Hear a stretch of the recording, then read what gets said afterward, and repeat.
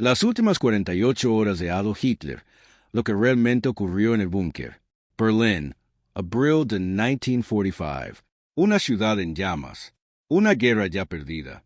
Y en algún lugar debajo de los escombros, debajo del humo y los proyectiles estridentes, un hombre se sienta solo, en una habitación de hormigón, 6 metros bajo tierra.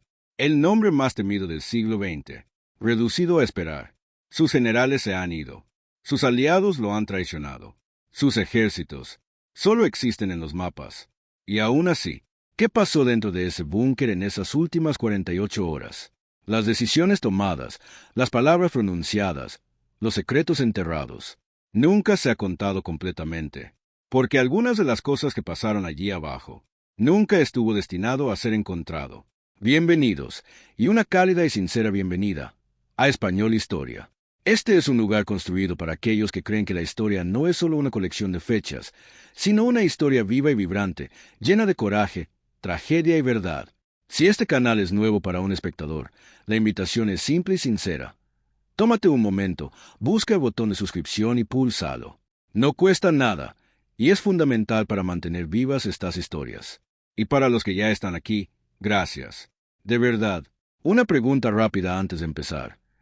¿Desde qué parte del mundo se está viendo esto ahora mismo? Deja una ciudad, un país o incluso una bandera en los comentarios. Siempre es asombroso ver lo lejos que llega la historia.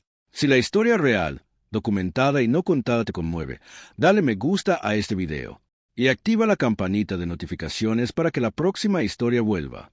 Ahora, el búnker está esperando. Los mapas todavía se estaban actualizando. Este es quizás el detalle más inquietante de todos. En lo profundo del Führerbunker, un laberinto de corredores de hormigón armado enterrados 6 metros bajo el jardín de la Cancillería del Reich en Berlín, los ayudantes militares seguían marcando posiciones, dibujando líneas y empujando pequeños marcadores de colores en los mapas operativos, que representaban ejércitos que, en muchos casos, ya habían dejado de existir. Era el 28 de abril de 1945, y el Tercer Reich estaba realizando los rituales de poder mucho después de que poder se hubiera disuelto. Para entender lo que ocurrió dentro de ese búnker en las últimas 48 horas, primero hay que entender en qué se había convertido el búnker, no solo como estructura física, sino como estructura psicológica. Se construyó en 2 etapas. La sección superior, conocida como el Vorbunker, albergaba al personal, los sirvientes y la caótica maquinaria diaria de un gobierno en declive. La sección inferior, 18 habitaciones en total, húmedas, con ventilación artificial y el zumbido constante de los generadores diésel, era donde Adolf Hitler vivía, dormía y daba sus últimas órdenes. El aire olía a polvo de hormigón y a humo de cigarrillo. Las paredes sudaban. Y en algún lugar arriba, a intervalos irregulares, el suelo mismo temblaba. La artillería soviética encontraba la ciudad manzana a manzana, edificio a edificio, cerrando el círculo. Las figuras aún presentes dentro del búnker en aquellos últimos días forman una de las reuniones de lealtad y autoengaño más extraordinarias de la historia. Eva Braun, compañera de Hitler durante más de una década, había regresado a Berlín contraviniendo sus órdenes directas. Había elegido, con absoluta claridad y sin vacilación, morir junto a él en lugar de huir a un lugar seguro. Quienes la conocieron en esos últimos días la describieron como una mujer de una calma inquietante, casi serena. Joseph Goebbels, el maestro propagandista del Reich, también estuvo presente, con su esposa Magda y sus 6 hijos pequeños. Ese detalle por sí solo habla de la naturaleza de la ideología que se había arraigado en ese mundo subterráneo. Un hombre tan comprometido con una causa ya consumada que decidió llevar a su familia a la tumba con ella. Martin Bormann, el secretario personal de Hitler y el guardián de todos los accesos, se movía por los pasillos con la silenciosa eficiencia de un hombre que todavía acumula influencia, incluso mientras la institución que le otorgaba esa influencia ardía sobre sus cabezas. Y el propio Hitler, físicamente irreconocible comparado con el hombre que se había presentado ante cientos de miles de personas en Nuremberg. Su mano izquierda temblaba incontrolablemente. Su postura se había desmoronado. Testigos presenciales de aquellos últimos días describen a un hombre que había envejecido 2 décadas en 2 años, que arrastraba los pies en lugar de caminar, que estallaba en cólera sin previo aviso, y luego se sumía en largos y profundos silencios. Pero esto es lo que los libros de historia a menudo subestiman.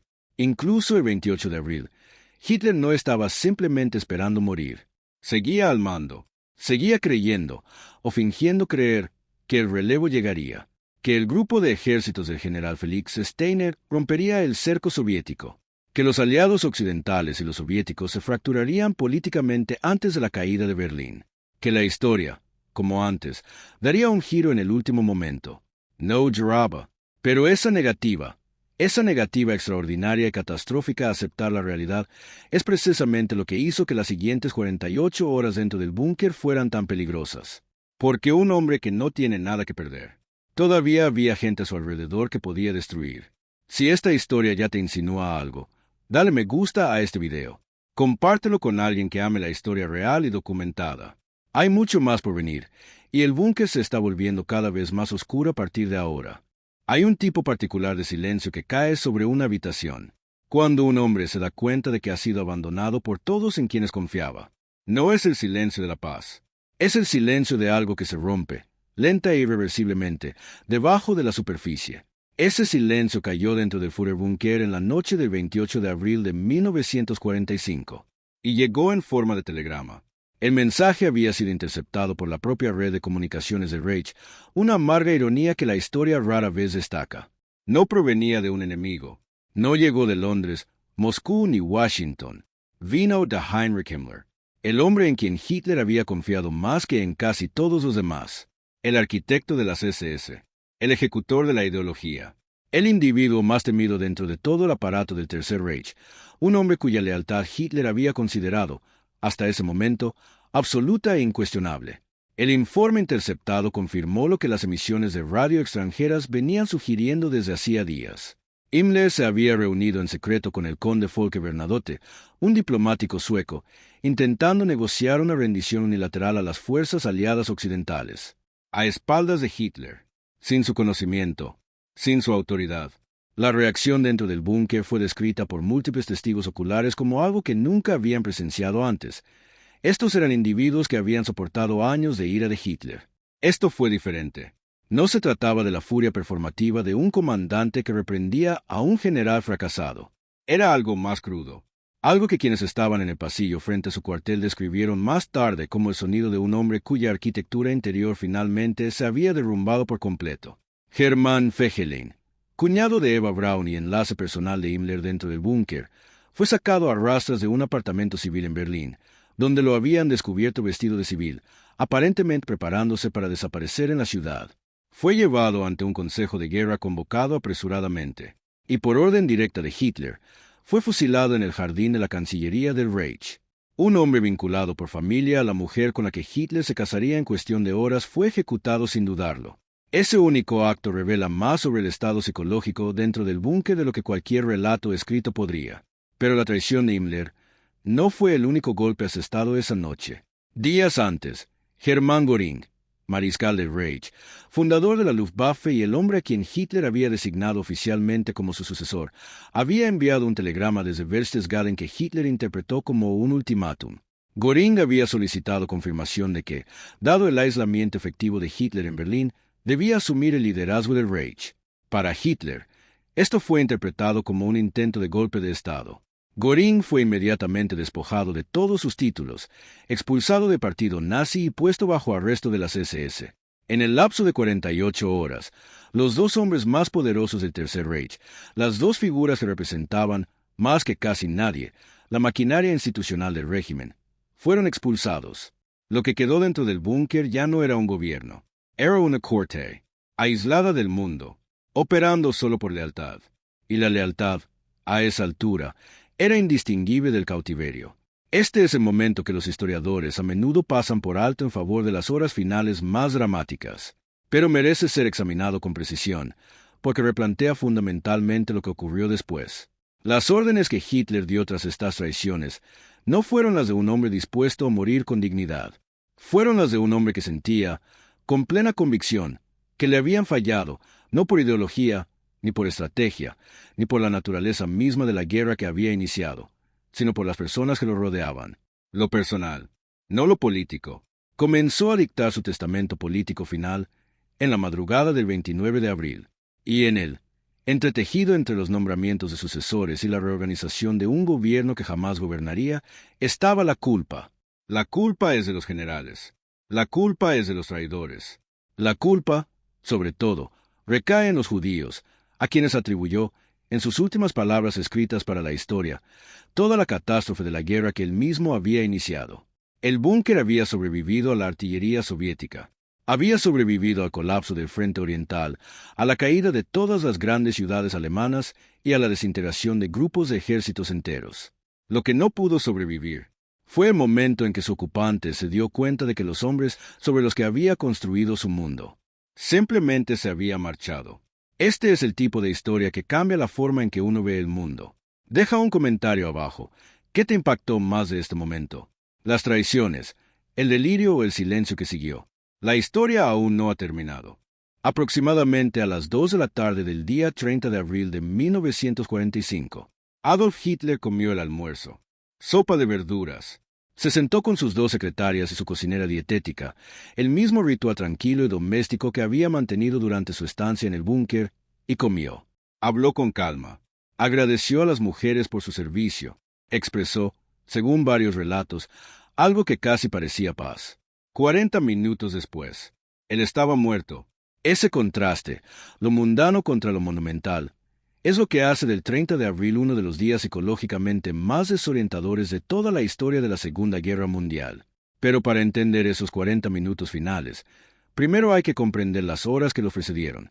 La mañana del 30 de abril había comenzado con una noticia que eliminaba el último fragmento de esperanza estratégica que aún circulaba dentro del búnker. Las fuerzas soviéticas habían llegado a la Potsdamer Platz, un punto de referencia tan cercano a la Cancillería del Reich que su caída significó que la batalla por Berlín ya no era una batalla. Era su conclusión. El perímetro defensivo final alrededor del búnker ya no se medía en kilómetros, pero en manzanas de la ciudad. Hitler recibió esta información, la reconoció, y entonces hizo algo que los presentes encontraron más inquietante que cualquier ataque de ira o crisis nerviosa anterior. Continuó con sus planes. La noche anterior, del 28 de abril a la madrugada del 29 de abril, Hitler se había casado con Eva Braun. La ceremonia fue breve, burocrática, casi surrealista en su formalidad. Un registrador local llamado Walter Wagner fue llevado al búnker, un hombre que debía ser localizado entre las ruinas de una ciudad en llamas, para llevar a cabo el proceso civil. Ambas partes confirmaron su ascendencia aria, como exigía la ley alemana. Los testigos firmaron el documento. Eva Braun empezó a firmar como Eva Hitler, y luego se detuvo, tachó la B, y lo completó correctamente. En esa pequeña e instintiva corrección, en ese acto final y silencioso de reclamar su nombre, hay algo que ningún análisis histórico ha absorbido jamás por completo. Ella había elegido esto, completamente, irrevocablemente. La recepción que siguió duró poco. Se sirvió champán. Se recordaron tiempos pasados. Goebbels lloró, y Hitler, según los presentes, se distrajo. Su mente ya estaba en otra parte, ya pensando en lo que vendría después. En la madrugada del 29 de abril, dictó 2 documentos. El primero fue un testamento personal. Dividía sus modestas posesiones y legaba sus pinturas a un futuro museo de arte en Linz, Austria. Un documento de una cotidianidad casi dolorosa. El segundo fue su testamento político, y es aquí donde la historia debe detenerse y mirar directamente lo escrito. Porque el testamento político de Adolf Hitler no es el documento de un hombre que se enfrenta a las consecuencias de sus decisiones. Es el documento de un hombre que, en sus últimas horas, construyó una historia alternativa en la que no tuvo ninguna responsabilidad. La guerra le había sido impuesta. Los generales lo habían traicionado. El pueblo alemán, en algunos pasajes, no había demostrado ser digno de la visión. Y los judíos, siempre, hasta el final, los judíos, fueron señalados como los arquitectos finales de la destrucción de Alemania. Se firmó a las 4 de la mañana del 29 de abril. Fue presenciado. Se distribuyó a 3 correos que recibieron la orden de atravesar las líneas soviéticas y entregar copias a lo que quedaba del mando militar alemán. 2 de esos correos fueron capturados. Uno desapareció por completo. Luego llegó el 30 de abril. El almuerzo. Las despedidas. Alrededor de las 3:15 de la tarde, la hora exacta sigue siendo objeto de controversia por minutos según los diferentes relatos de los sobrevivientes. Hitler y Eva Braun se retiraron a su estudio privado. La puerta estaba cerrada. Los que esperaban en el pasillo exterior describieron un largo silencio. Entonces, un solo disparo. Oh, Según algunos. 2. La cuestión forense de si Hitler murió por una herida de bala en la cabeza, por envenenamiento con cianuro o por una combinación de ambos ha sido debatida por historiadores, patólogos y agencias de inteligencia durante 8 décadas. La autopsia soviética, realizada en secreto y oculta a Occidente durante décadas, señaló al cianuro como la causa principal. Un fragmento de cráneo conservado en archivos rusos, presentado durante mucho tiempo como prueba concluyente, fue sometido a análisis de ADN en 2018. Pertenecía a una mujer menor de 40 años. No era en absoluto el cráneo de Hitler. Los asistentes que entraron a la habitación encontraron 2 cadáveres en el sofá. Eva Hitler. Sus labios muestran el distintivo tinte azul de cianuro. Adolf Hitler. Herida de bala en la sien derecha. Una pistola en el suelo. Siguiendo sus instrucciones explícitas, ambos cuerpos fueron llevados al jardín de la Cancillería del Reich. Rociados con gasolina. Prendidos fuego. Los incendios ardieron durante horas. Los proyectiles soviéticos continuaron cayendo. Y los hombres y mujeres todavía dentro del búnker. Estaban a la puerta de un régimen que ya había terminado, mirando el humo subir. La historia cambió esta tarde de maneras que el mundo aún procesa. ¿Qué pasa por la mente al enfrentarse a este momento? Su magnitud, la pequeñez del final. Deja tu opinión en los comentarios. Toda perspectiva importa. Los incendios en el jardín de la Cancillería del Reich duraron casi 4 horas. Y cuando finalmente se calmaron, lo que quedó no fue el cierre. Lo que quedó fue una pregunta. Una que desestabilizaría silenciosamente los gobiernos, alimentaría las operaciones de inteligencia y perseguiría la conciencia del mundo moderno durante las próximas décadas. ¿Realmente se acabó? El ejército soviético entró en el complejo de la Cancillería del Reich en la tarde del 2 de mayo de 1945, 2 días después de la muerte de Hitler y el mismo día en que la guarnición restante de Berlín se rindió formalmente. Lo que encontraron dentro del búnker fue documentado con meticulosa precisión militar soviética. Objetos personales, documentos, los cuerpos de Joseph y Magda Goebbels en el jardín, y cerca, los de los 6 hijos de los Goebbels, envenenados por su propia madre la noche anterior. Una escena tan extrema, tan deliberada en su irrevocabilidad, que incluso los soldados soviéticos más curtidos en la batalla, según se dice, se detuvieron en seco. Pero lo que los soviéticos descubrieron, y lo que eligieron revelar, fueron 2 cosas completamente diferentes. Joseph Stalin tomó una decisión calculada casi inmediatamente. Los restos de Adolf Hitler, carbonizados, fragmentados y enterrados en un cráter superficial de bomba en el jardín de la Cancillería, no se confirmarían públicamente. La postura oficial soviética, mantenida durante años, fue de ambigüedad estratégica. El propio Stalin declaró a los líderes aliados en Potsdam, en julio de 1945, que Hitler probablemente había escapado, posiblemente a España, posiblemente a Argentina. Es casi seguro que no lo creyó.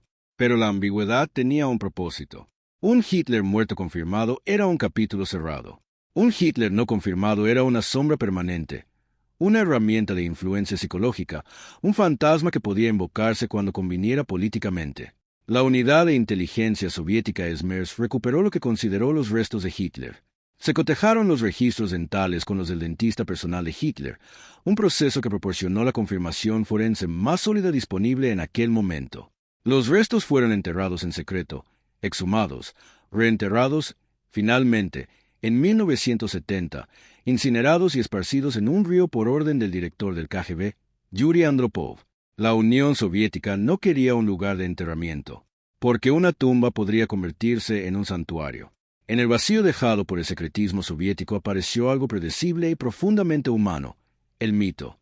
Se reportaron avistamientos de Hitler en 4 continentes.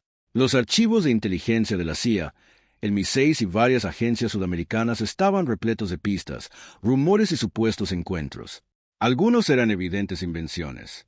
Otros se investigaron con auténtica seriedad.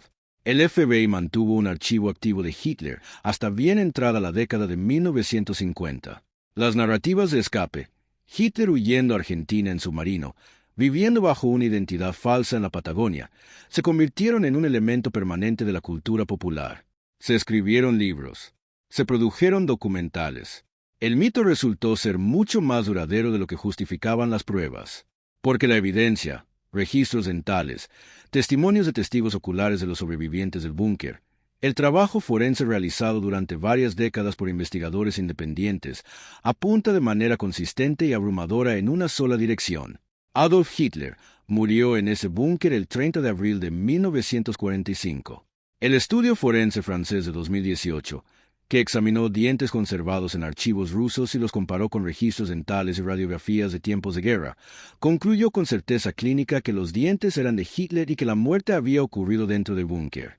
El fragmento de cráneo que complicó las reivindicaciones soviéticas durante décadas, el que, según reveló el análisis de ADN, pertenecía a una mujer, fue simplemente eso, una identificación errónea, no una conspiración, no el encubrimiento de una fuga, un error, preservado en un archivo, que la industria del mito transformó en algo que nunca estuvo destinado a ser. El propio búnker siguió su propia y extraña trayectoria a través de la historia. Tras la guerra, quedó parcialmente enterrado bajo el Berlín Oriental, controlado por los soviéticos, una vergüenza que ningún gobierno quiso abordar. Fue demolido parcialmente en 1947 y demolido nuevamente en 1959. Con la reunificación alemana en 1990 y la construcción comenzó a excavar la zona para un nuevo desarrollo, se redescubrieron secciones de la estructura original, intactas, preservadas, en completo silencio bajo décadas de tierra y hormigón. El gobierno alemán se encontraba ante un auténtico dilema: preservarlo y arriesgarse a convertirlo en un lugar de peregrinación neonazi, demolerlo y borrar una pieza física de la historia que perteneció al relato completo de lo ocurrido. Optaron, en gran medida, por enterrarlo de nuevo. Hoy, el sitio sobre el antiguo Führerbunker es un aparcamiento anodino junto a un edificio de apartamentos en el centro de Berlín. Un pequeño y discreto cartel informativo marca la ubicación. Sin dramatismo, sin reconstrucción, sin monumento. Esa moderación es en sí misma una declaración. Pero quizás el legado más importante de esas últimas 48 horas dentro del búnker no se encuentra en los debates forenses, los encubrimientos soviéticos o las decisiones arquitectónicas de la Alemania reunificada. Se encuentra en algo más tranquilo. En esas últimas horas, Adolf Hitler no calculó lo que había hecho. No afrontó la magnitud de la muerte que había ordenado, permitido y celebrado. No pronunció los nombres de los millones de exterminados bajo su autoridad. Comió su sopa de verduras. Se casó con su compañera. Dictó un testamento lleno de culpa. Y luego murió, rodeado de personas que habían elegido, por razones que la historia continúa examinando, permanecer leales a una causa que el mundo de arriba ya había enterrado. El búnker no era solo una estructura física. Fue el retrato final y definitivo de lo que la ideología extrema produce en su punto final: un mundo sellado, separado de la realidad, sostenido por el autoengaño hasta el último momento. Esto es lo que dejan esas 48 horas. No es ningún misterio cómo murió. Pero hay una pregunta que cada generación debe responder por sí misma. ¿Cómo es posible que un mundo permita que alguien así surja en primer lugar? Si este documental te ha inspirado, una reflexión, una pregunta, una nueva forma de ver este capítulo de la historia, por favor, compártelo con alguien que merezca verlo. La historia contada con honestidad es una de las cosas más raras del mundo, y cada vez que se comparte, estas historias se mantienen vivas. Suscríbete a Español Historias si este canal se ha ganado un lugar en el mundo de un espectador y activa la campana de notificaciones para que la próxima historia llegue en el momento en que esté lista. Y para quienes estén listos para seguir, el próximo video los espera. Porque la historia nunca se detiene. Solo cambia la habitación desde la que habla.